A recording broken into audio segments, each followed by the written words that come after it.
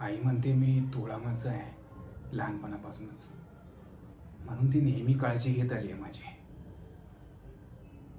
माझ्या प्रत्येक गोष्टीत आईचं प्रेम दिसतं. पण मला कधी कधी वाटतं मी खरंच इतका कमजोर आहे का? मी खरंच इतका कमकुवत आहे का? माझ्या प्रत्येक गोष्टीला आईचं समर्थन असतं. पण मग निर्मला वहिनींचं काय? तिची चूक खरंच इतकी मोठी आहे का की आई तिला कधीच माफ नाही करू शकणार?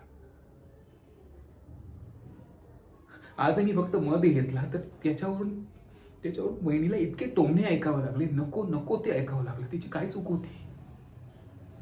काही चूक नव्हती तिची. ती फक्त मला मदत करत होती.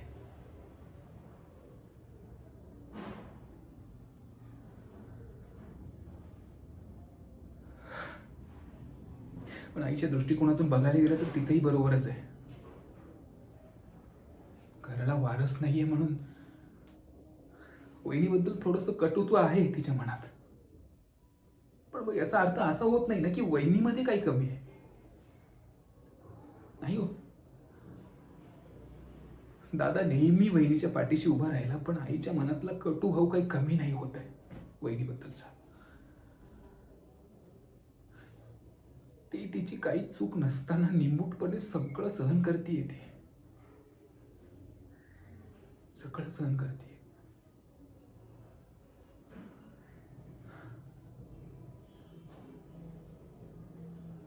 आईला समजावून सांगावं का की आई वहिनीची काही चूक नाहीये ग, तिला नको देऊ त्रास.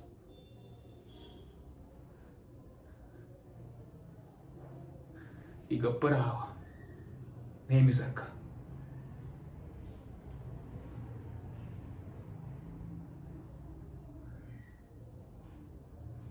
पण मग वहिनीच्या डोळ्यात दिसणाऱ्या त्या दुःखाचं काय?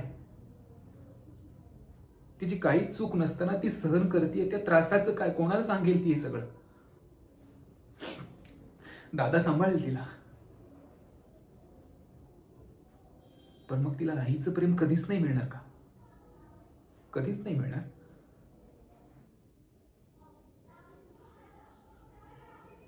मला आज काहीच नाही करता आलं. काही करू नाही शकलो आज. पण मी एक दिवस हे सगळं बदलेन.